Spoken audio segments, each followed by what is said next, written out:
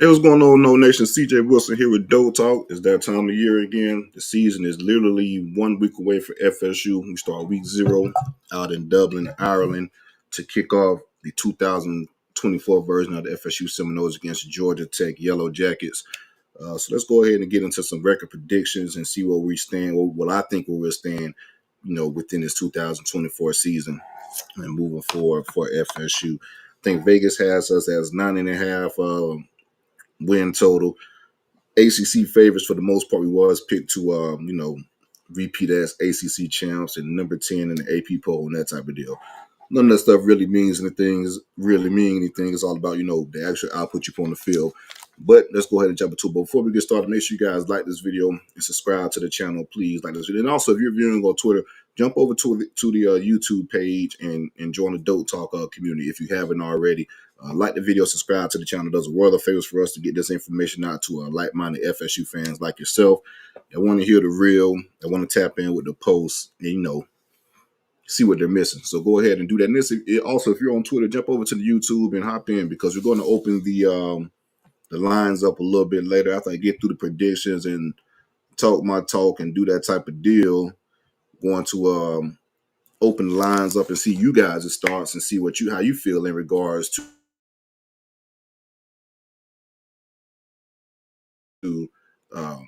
where FSU stands record-wise and things like that. Renegade Report, appreciate it, man. One of the realest out there as far as FSU content, man. Real dedicated to the work. Appreciate you, man. Appreciate the support. Y'all go ahead and like and subscribe to everything Renegade Report as well. And also, man, as far as calling, I miss y'all, man. It's been a year. We haven't really talked the whole year. I know we've been communicating on Twitter and things like that. But, last year, whenever we had to call in, man, we got stuff off our chest like a family, right? So let's try to bring those vibes back for sure. Definitely missed you guys. We hung good last year. We're going to hang good again this year. All right, let's jump right into it. Georgia Tech, week 0 again in Dublin. Brent Key, he's doing a hell of a job for Georgia Tech. Got a lot of excitement within the program. Year 3 within the program. It took over. With year 1 is pretty much he was on an intern basis and got the head coaching job officially. Last year was his first year. A lot of excitement around the program. Did us and the college football world a favor last year. We're probably the laugh of college football with beating Miami Hurricanes down in South Florida on that improbable win. I guess improbable if you have a head coach that actually, know how to do their job and close out games.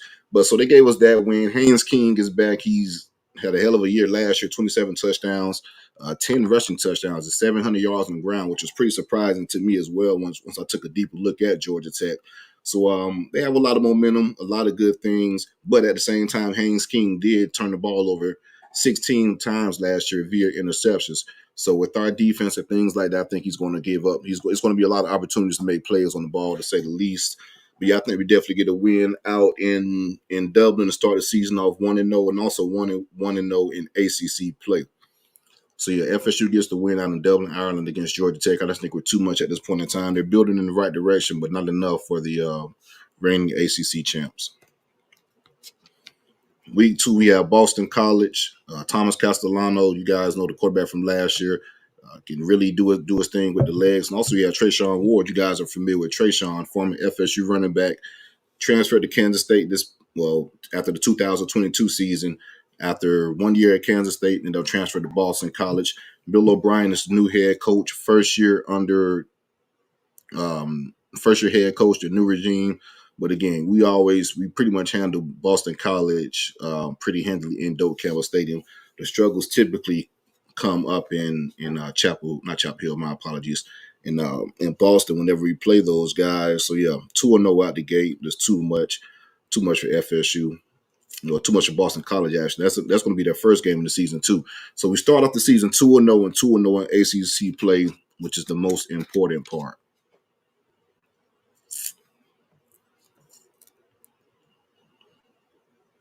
Now let's move on to the Martin Norvell Bowl.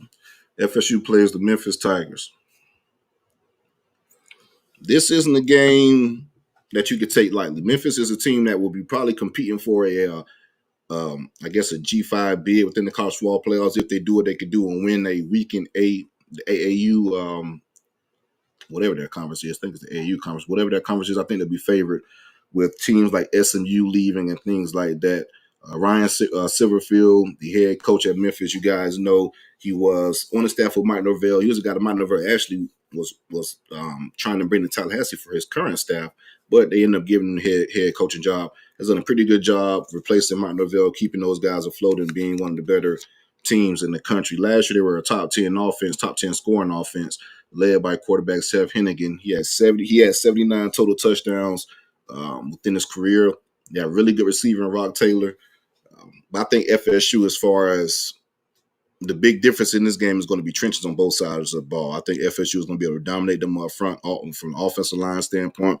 We're going to do some things in the running game, and from the defensive line standpoint, I think we're going to be able to disrupt that high explosive, high-powered offense, do with what we have up front with those guys wreaking havoc, and the Memphis offensive line has not been up to par. So, yeah, I think FSU will start out 3-0 and get the dub against Memphis. And also, it's worth noting, after the Boston College game, we have our first bye week of the season. We have 2 bye weeks during the season due to having a week 0 game. I actually like how this plays out in as far as the 2 bye weeks and just moving fall camp up 1 week and getting the extra week of rest during the season. But yeah, we will have a bye week right prior to the Memphis game, so that'll help as well too. All right, so we're 3-0. Going into we got Cal, University of California. They'll be coming to Tallahassee. Welcome to the ACC. It's going to be belt to ass. Going to beat the hell out of Cal without a doubt. Definitely going to welcome them to the ACC the proper way. I think Cal has been one of the worst P5 programs within the country the last few years, and I don't think that should have changed once they come to Tallahassee. So we'll start the season off 4-0. All right. We're going to Dallas. How about let me know in the comments if anybody going to the SMU game. I know there's been a lot of people talking about Knowles out in the Dallas area and asking about people coming out and things like that. I do plan to try to make it out to that game in SMU in Dallas. So just let me know in the comments if you guys will be out there hanging out as well. It should be a good time in Dallas. A place where FSU fans, due to I guess the ACC schedule and the expanded conference now, it's not a place we will, normally go to. So it should be a good vibe. I think the SMU game is actually sold out, and I'm pretty sure the majority of the butts in the seats will be probably Noel fans. But yeah, SMU is a program that's having a lot of buzz. It's their first year in the ACC. They went 11-3 last year. Preston Stones as the quarterback. He's a pretty explosive guy, makes some big plays through the air.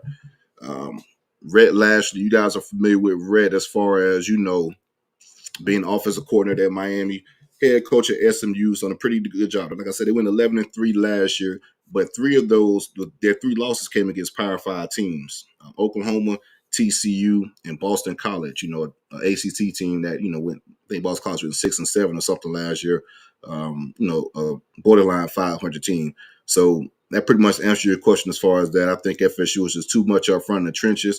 And I think our DBs would do enough to hold their offense in check, and we'll be able to just run the ball and kind of impose our will against SMU. So I got FSU starting, 5-0 out of the gate. All right, we're 5-0 out of the gate, 2-0 or 3-0 rather in SEC play since you add Cal in. Now it's probably arguably one of the 2 biggest games of the year for FSU for sure.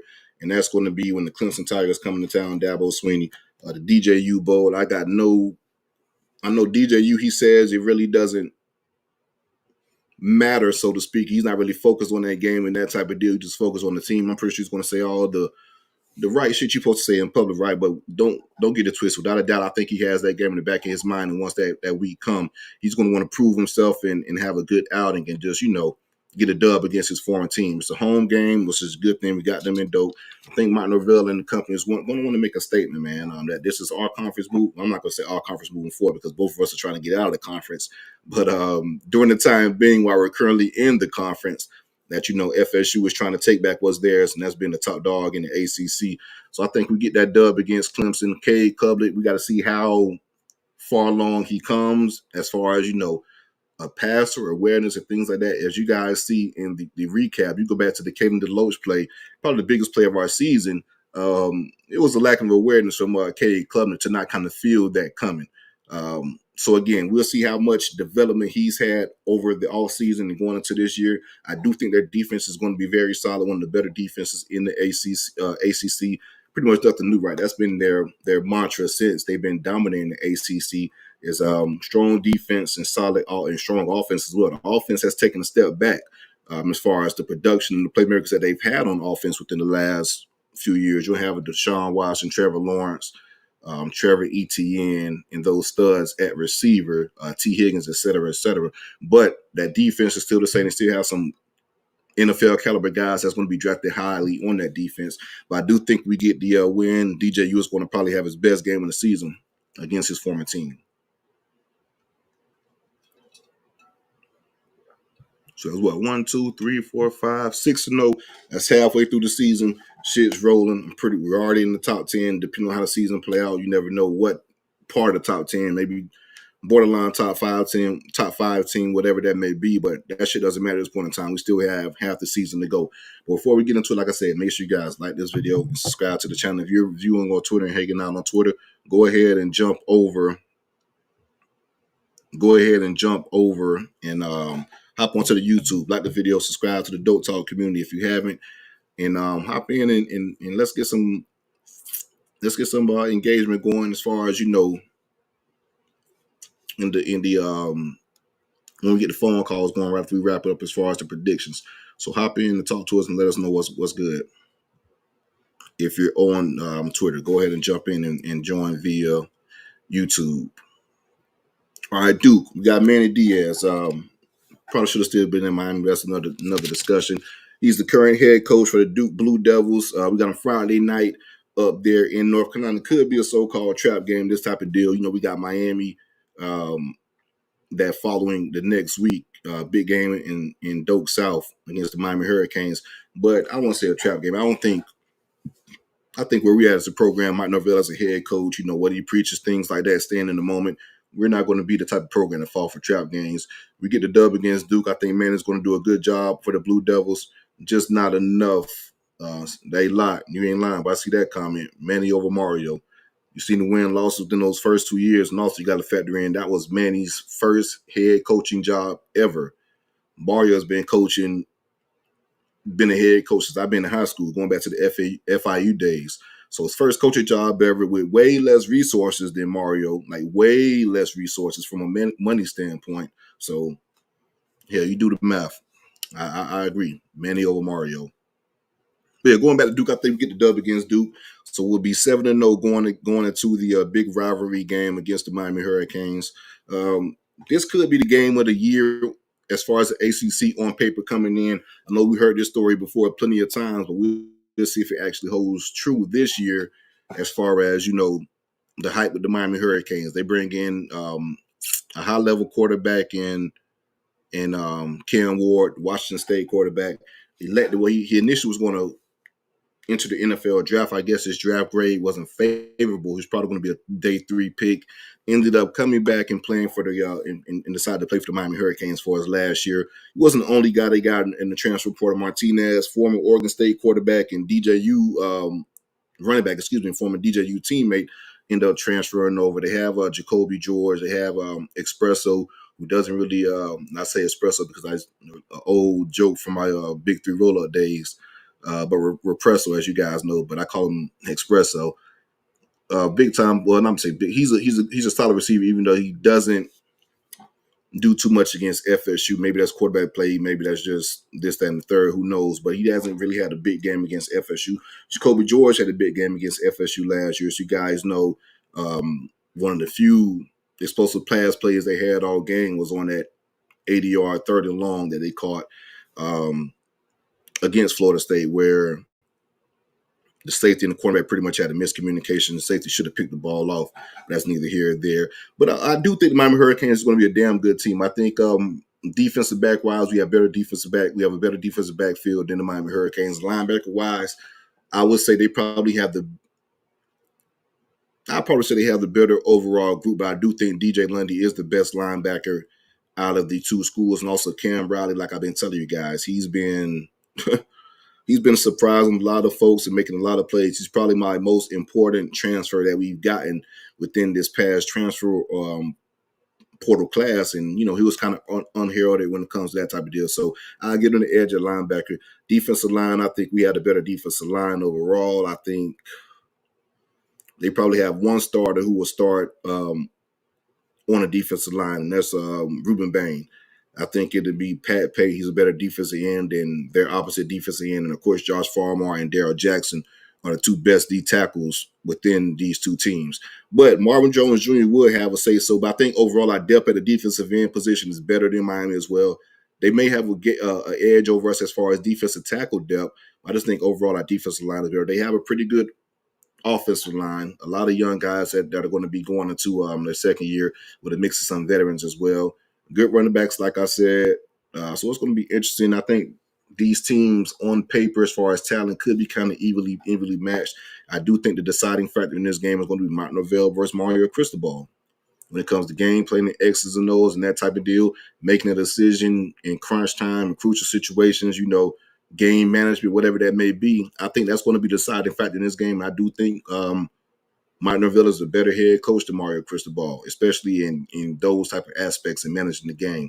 So I think FSU goes down to Doak South and gets the dub. We're going to take over our vacation home again for our annual, well, I guess you could say every couple of year visit. So we're going to go ahead and do our thing in Doak South and get that dub on the way to being 8-0. All right, we play North Carolina next. It's going to be a home game for FSU. We're back at home after 2 games on the road. The big thing as far as North Carolina, we got to stop Amarion Hampton. He's a big time running back, probably the best running back in the ACC, all conference type of guy. They lost Drake May, all world quarterback. They lost some receivers as well, but that's going to be the key, stopping Amarion Hampton. And also, you guys know Mac Brown is 0-4 against Florida State. He's never been. Florida State has been the head coach. I don't see that changing again. We roll FSU 9-0.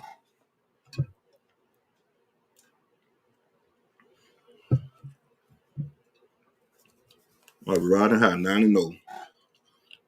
Going into the Notre Dame game. This is going to be interesting. You got Marcus Freeman, the head coach. Notre Dame, who is projected to be pretty good this year. I think they're currently favored in this game.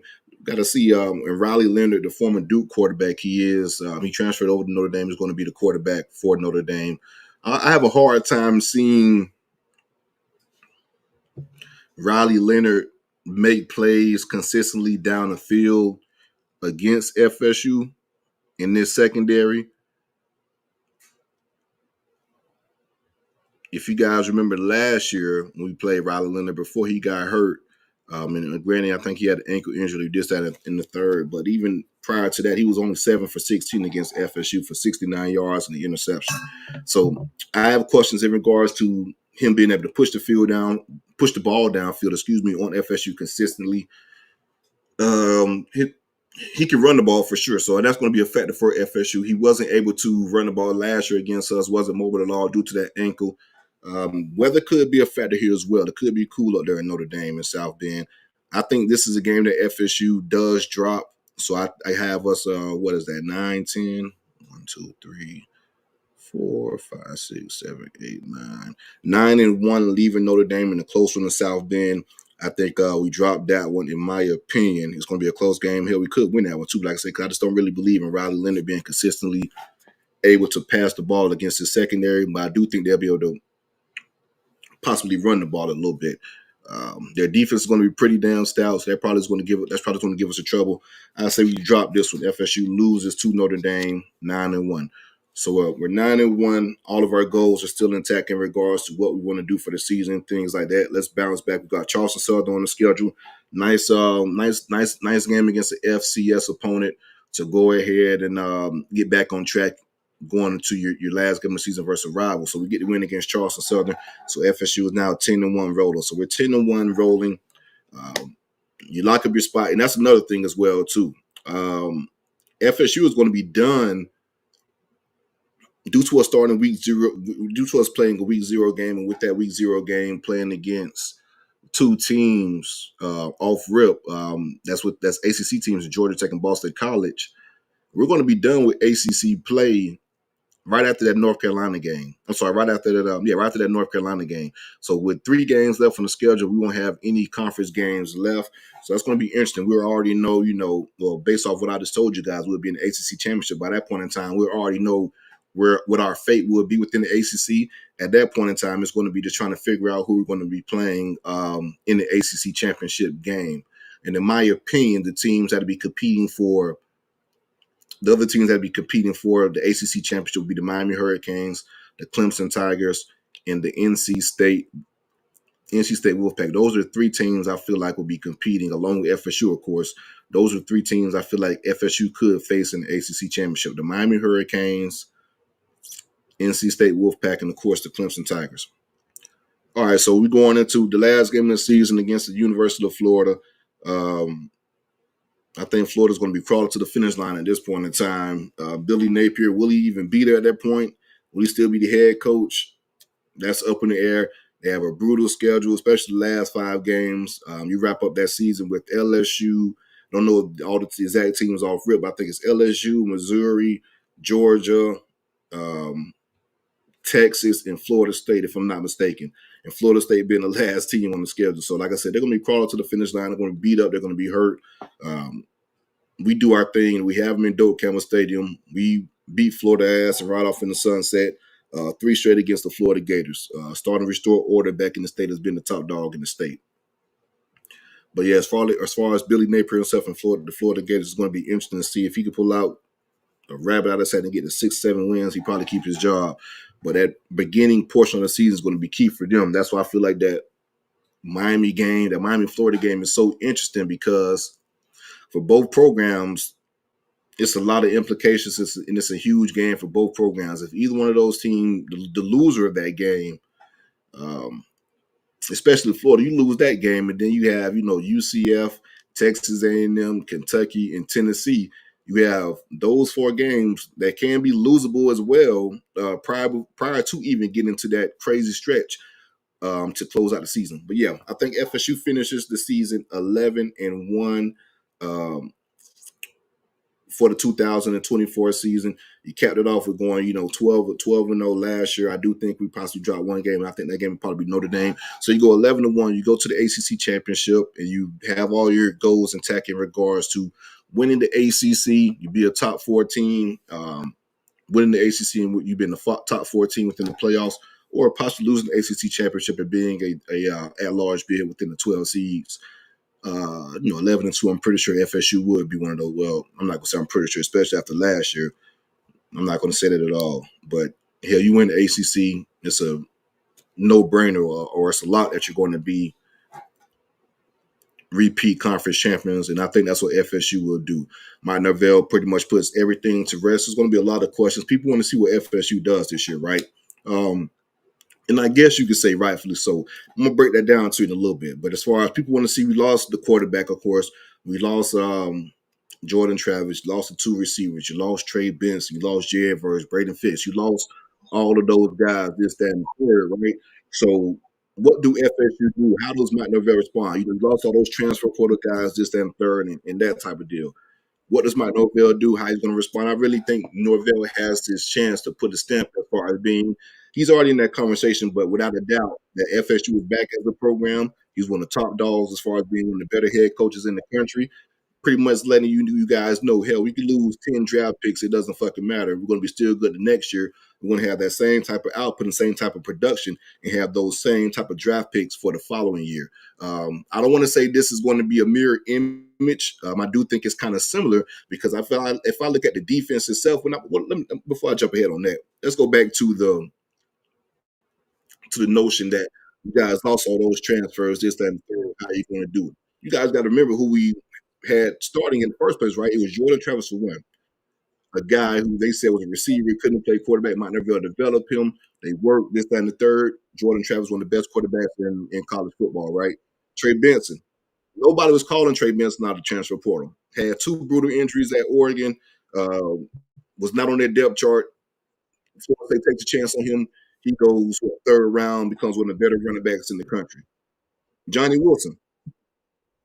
Literally nobody was calling him out of literally no one was calling him out of the transfer portal. when he was when he left Arizona State. So you develop him into a draft pick, one of the better receivers in the country as well, prior to the injuries last year. So what? Let me see who. Kevin DeLoach. You developed Kevin DeLoach as one of the better linebackers. Renardo Green, one of the better cornerbacks. Jerry Jones transferred to Florida State. He struggled initially. He wasn't good to be quite honest. Initially at Florida State, develop, work. He becomes one of the better cornerbacks in the country as well. One of the better nickels. Goes third round. So I said it to say this. It was questions all about then. It was how can I put this to you? The talent level at that point in time. The talent level at that point in time, people questioned, right? We developed that talent and turned that into draft picks and made those guys into formable players within college football. Now you raise that talent with guys with higher recruited rankings and things of that higher upside and develop that. It's going to be the same damn outcome, in my opinion. So we'll be perfectly fine. I do think it could be a mirror image as far as I'm not going to say we're going to win the national championship this year, but 2012 we won the ACC championship. I forget how many draft picks we had. We had over 10 draft picks. I could probably Google it really quick just to get that number. How many draft picks FSU had in 2012? But we lost EJ Manuel with a senior quarterback. We lost all of those. We lost to a defensive end in the first round, cornerback in the first round. We had in 2012.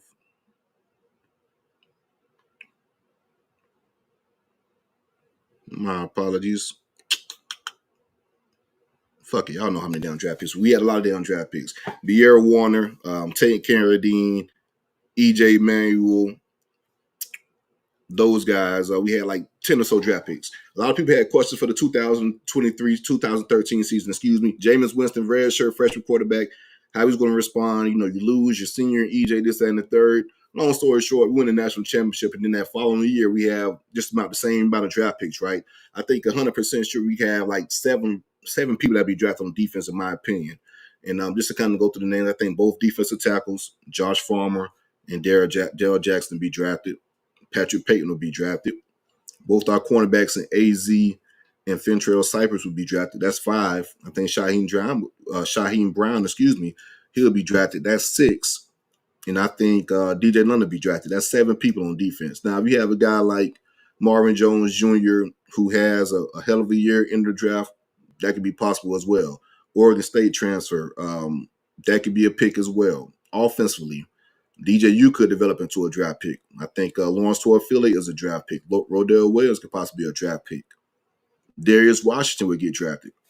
So again, we'll have a chance to have 10 plus draft picks as well. But I do think FSU goes 11-1, and Mike Norvell puts all this bullshit to rest and let them know that Florida State is here to stay, and we're not going anywhere anytime soon, especially as long as Mike Norvell is running the program. So let's go ahead and open this shit up. Do we got anybody that wants to join? I think we got my boy Lot Boy in.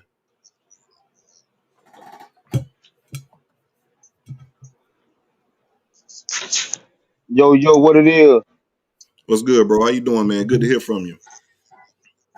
Yo, man, chilling, man. I was down at my nephew game in Miami today, little part one of games. I'm looking to the side. I said, man, you Devontae Freeman? The boy said, yeah, I'll holler at Devontae Freeman today, chopping up with a no legend down the other day in Dade County. But I said Monday Mike Norvell, huh? What was Monte He thought? said we looking good. You said what now? He said we look. I said he said we looking good. I said, yeah, boy, we probably back now. You know what I'm saying? I said we back. But Love to hear. yeah. Yeah, but I think Money Mike Norvell got us, man. I predict like 11-1 too, but I don't know if Notre Dame gonna be that team because I know they can be had. Louisville winning that one last year. Mm-hmm. You know what Who I'm you saying? got? But I don't know how their Who schedule you looking think that before us. I don't know, man. I don't know. I I'm not. don't know. I think it's gonna be I'm like a not saying bullshit game. Bama. That's one. You know That's how one team Boston I'm not College gonna see almost the called L us to. last year. You said what? Mm-hmm. I'm sorry. I said Miami is one team I'm not gonna concede the L to. Hell no. Hell no. I say like last year, Boston College almost got us.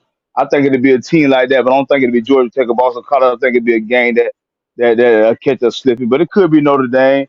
or or we can run the damn table again. Anything can happen. Mm-hmm. But I'm From a predicting talent 10 as the standpoint, flow. I think we definitely could run the table. I think it's only 4 teams. So I'm gonna say 3 teams. 3 teams from a talent standpoint that could challenge us on the season. I think as Clemson, Miami, Miami, Clemson, and Notre Dame. correct. Yes, sir. Those are the 3 teams. Yep, yep, yep. But I think 10-2 is the ceiling, and undefeated. I mean, undefeated is the flow, and 10-2 is the flow. Undefeated is the ceiling. You know, Mm-hmm. I but agree. I think I expect 10 and to be right enough for a shot at the ACC championship again. You know what I'm saying? I hope I'm going for 11-1, but I think 10 that still have us um in the ACC championship game. Yeah, absolutely. I think 10 will probably have us in the ACC championship. I know Miami's schedule is really light, but if we had 10 wins, of course, depending on how the rest of the schedule work out and what the rest of the teams in the ACC, I think 10 will probably get us in there for sure too as well.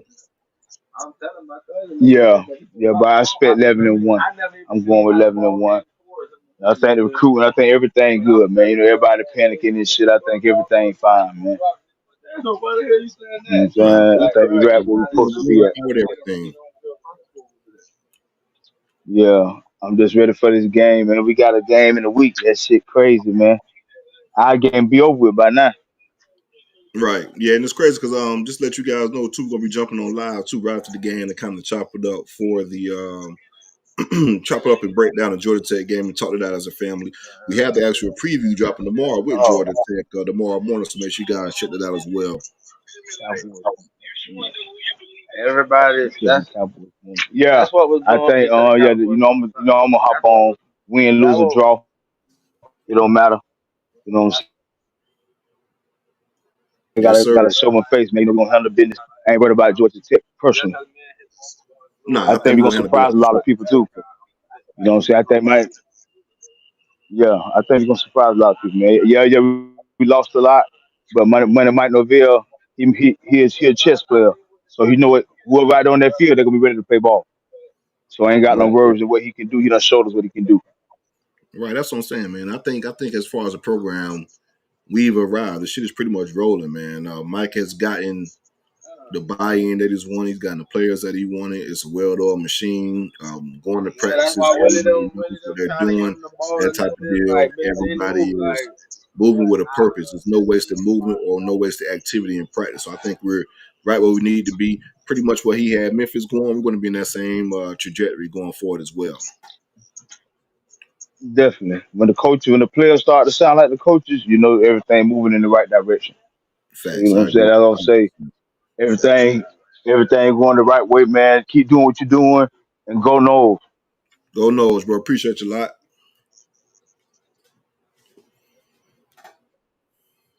All right, let's see. We got anybody else in the chamber. Let's get your takes off again. Make sure you guys like this video, subscribe to the channel, man. If you haven't logged in or you haven't subscribed to the DoakTalk, what the hell you waiting for, man? Join the community. Let's get it.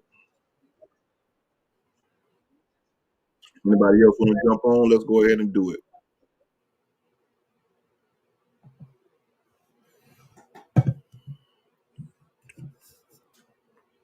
Roll no. You say he holding the line up. Shoot, hop in and talk. Then let's get it.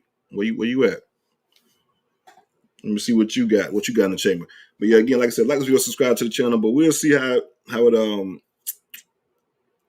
some of how some of this stuff plays. I do want to see the narratives because we've been saying, what the media been saying and this, that, and the third. I do want to see, some of the narratives once Mike Norvell proves, proves them wrong once again and show them exactly how we have it rolling as far as the program and things like that. As far as ain't no drop off in Tallahassee, man. We don't rebuild, we just reload.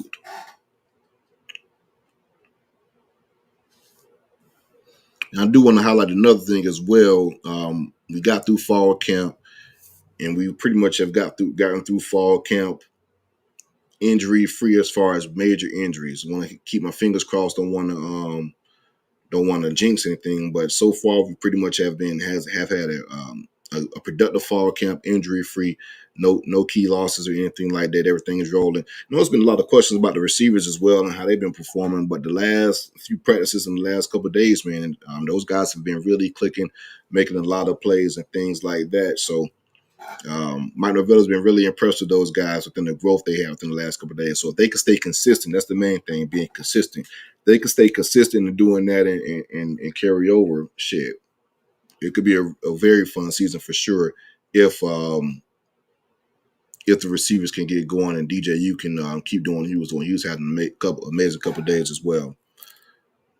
Then we got one in the chamber, the rogue one. What's up? Man, you know who it is. You already know who it is. You done called me out, so I got to come on here. I'm trying to figure out, like, why you doing this? You ain't read everything that they done said. Miami is the heir apparent to the ACC. That's what all the pundits putting out there. They counting us out like Mike ain't him. Like, I don't appreciate Say it the again, like Mike disrespect ain't what? Repeat they've that been one more giving time. us, Mike man. ain't They what? know Mike is him. All They right. know Mike is capital HIM. They trying my coach. They need to put some respect on his name. Put some I'm respect with you on him. 100%. Like that, I'm not. I'm with you 100%. I think they need to put some respect on him. But this is going to be the year that Mike shut all the critics up and he get that respect because there's a lot of Miami hype, and I'm like, I don't want to say rightfully so because they've been so disappointing in the past with the hype, but they do have some. They have a good roster. They have some good players. They have some guys that can actually change games in certain positions. So I don't want to discredit what Miami has done. They did a hell of a job with the transfer portal and combining that with some of the I high agree. school guys. But my biggest question is Mario Cristobal. Exactly. I mean, they act like Mario not the coach. But hey, I ain't even finna waste my breath on them You people. already know what time it is. The game's gonna play, and we gonna show them. Right. I got on here late because I ain't know you was on, but I don't know if you put out a prediction. 11-1. I like that. Who is the one? It I better had not. Notre Dame as being the one. Oh, Okay. you know I damn I well they're gonna be mean, an in-state team. okay. I just had to make sure. Okay, baby. He You know said ain't damn no well. Now in-state. come on now. Okay. Okay, baby. He said ain't no in-state rival. We could calm down. Right. Give me your prediction. What's your thoughts? I really don't like to do predictions. I mean, I'm religious, but I'm very superstitious. Lord forgive me, but I don't really like to put predictions on it. But I got us. I got the. I mean, the ceiling 12-0, 13-0, quite naturally. Um, I got us probably absolute worst case scenario 9-3, 10-2, Worst nine case and three. 9-3. Worst case 9-3. If we're at the absolute worst case of a season being 9-3 for FSU, that means we're in a good spot as a program.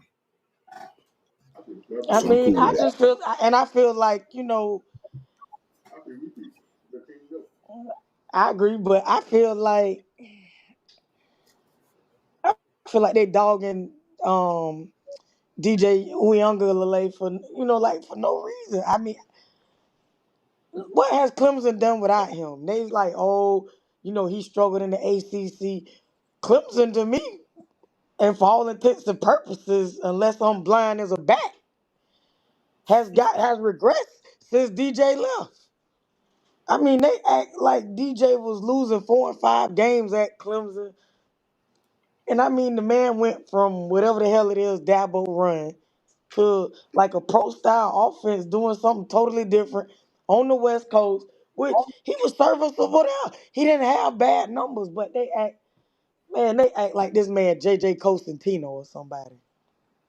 Man, And so I really DJ don't for his get it. career DJ is a 3-1 touchdown to turnover ratio guy for his career. And that's but without Mike Norvell.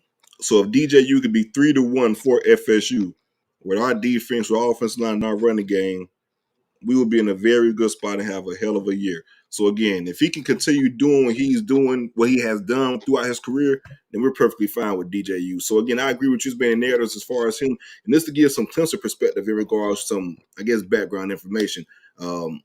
The offensive coordinator at that point in time really didn't tailor or play to the strengths of DJU, and that played a part in some of his struggles. And also that same offensive coordinator, that was his first year at Clemson. Dabo fired him that first year and ended up bringing Riley from TCU this past year. So again, he wasn't playing to his quarterback strengths. He was doing certain things, and that's one of the reasons why Clemson got rid of him and brought in a new offensive coordinator. Like I said, Cade came in highly rated as well, but Cade hasn't really answered the bell either. We'll see if he takes the next step this year, because talent is definitely there. But again, like you said, Clemson hasn't been in a better spot since losing DJU. Like they haven't been. Like that's just Yeah, fact of the matter. yeah. Everybody want to dance around that, and I mean, I get Clemson's body of work and why people want to put them on this pinnacle. But what have you seen in the last 2 years to make you Football is what elevate have you them back done to for that me lately pinnacle? type of game. Yeah, like man, come on. But it is what it is, and I ain't gonna even get into the wide receiver slander. I can't do that. No, they just got to be more consistent. But I think their show up against Georgia Tech will be perfectly fine. Yeah, you gotta. People also got to look at what they're going up against in practice. The best defensive backs they'll see all year. Exactly, but I'm gonna let somebody else get on here and holler at you, and tell my boy Larion, Elijah of the Seven Kingdoms. I said, "What's up?" Definitely got you. All right, be Appreciate good. you. You Yep. welcome. Let's see who we got next. Fairbanks, what's good? Yo, what up, CJ? You already know. You already know, man. I'm definitely aligned with your prediction. I'm seeing 11-1. I think the biggest piece I'm more fascinated to see is the depth. I Mm-hmm. think last year people didn't really understand. Like we were winning a lot of them games and playing twos and threes who really shouldn't have had that many snaps. Bro, I'm saying this. Uh, Real quick to cut you off. I'm sorry for interrupting. I got to interject because you made a damn good point. Like our defensive ends, Jared yeah, Verse and Pat Pate had to yeah, play high reps yeah, because you put in the kid from Missouri, the kid from South Carolina. My apologies. yeah, yeah, Gilbert, I forget and, number 19. yeah. You're right. It's He Gilbert. Mm-hmm. he wasn't no disrespect, but he wasn't good at all. And then you have Byron Turner, who was a redshirt freshman, smaller guy. He had another 10 to 15 pounds this all season. Pat Yeah, Pate, he's another 10 to 15 pounds. And then you bring in the Oregon State transfer, who's a solid 265, second team all Pac yeah, 12. Now you have a solid 4-man rotation within your defensive end room, which you want ideally, right? They could play yeah, all of these snaps and play collectively. Like we had a lot of high end talent with Fisk and Jared Verse, but when it came to depth in those situations in certain yeah. spots, it wasn't really good. Yeah, no, you right on, bro. And I mean, you did the snap count with no cast last year, so it was something interesting that I noticed that if you look at Fisk and verse snaps, like and a lot of the defensive starters, we do a lot of rotating between the first and third Mm-hmm. quarter, but in the fourth Yep. quarter, the starters playing. And so Mm-hmm. for me, I'm like these rotations are going to be a bigger splash this year because I think these players are just better. And it's a long season, man. Like I just think people like it ain't just about who rolling out there this week. I'm more so Mm-hmm. like after I seen what we had to roll out there with Pitt, it Mm-hmm. changed my mind forever. Like I was like, bro, we rolled out there with Pitt with like it's like literally just Jordan Travis, and Trey Just Jordan Benson. And Travis. so, you know what I'm saying? And last year also we couldn't move nobody around and we still won 13 games. And like I said, I think the coaching staff, they have the continuity. They have the continuity. I think they adapt the system to the players, right? Like so it's like, hey, Norvell may like to run certain stuff, but maybe we need to put a body on people this year. You know what I'm saying?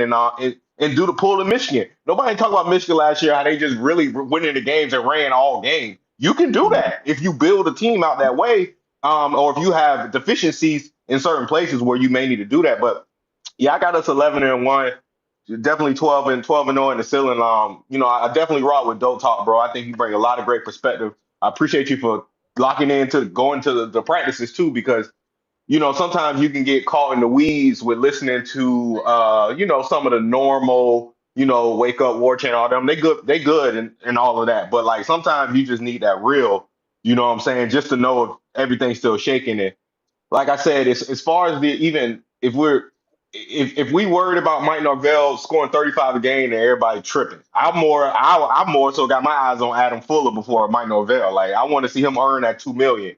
You know what I'm saying, and do it, which he got all the pieces to do so.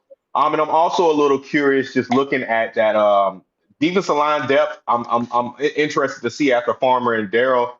And then I'm also interested to see that free safety or I guess that they play him like a fox sometimes, but I know Shaheem will do his thing.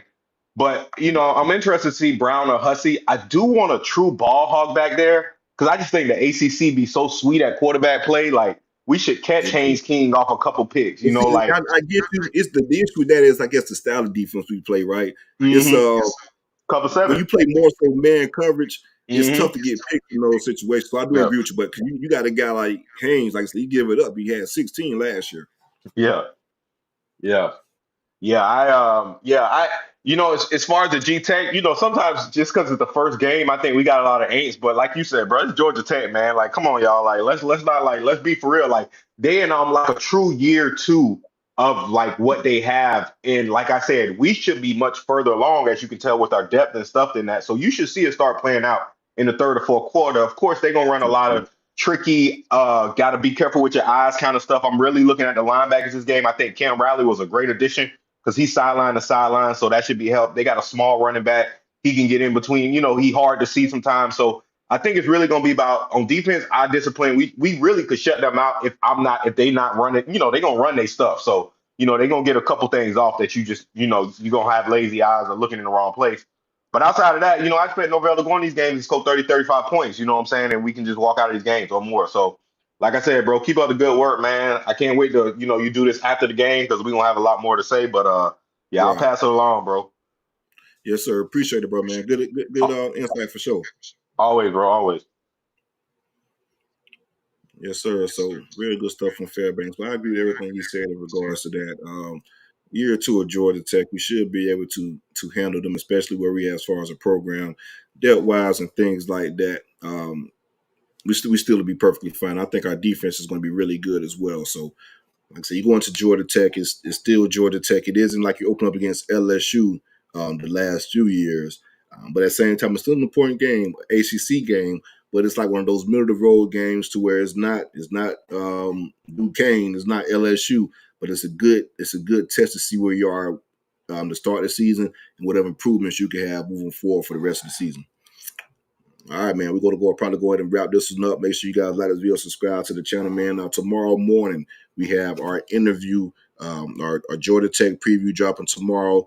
Was kind enough to get an interview from Georgia Tech beat writer Chad Bishop with the Atlanta Journal-Constitution. Had a lot of good insight in regards to Georgia Tech and what they bring to the table. So if you guys want to get locked in and, get well-versed in regards to the game leading up to Saturday, kind of know your opponent on a deeper level, because you guys know that's one thing I will do every game this season. I'm going to try to get a reporter from the opposing team, just so you guys, hear me talk about Florida State all the time.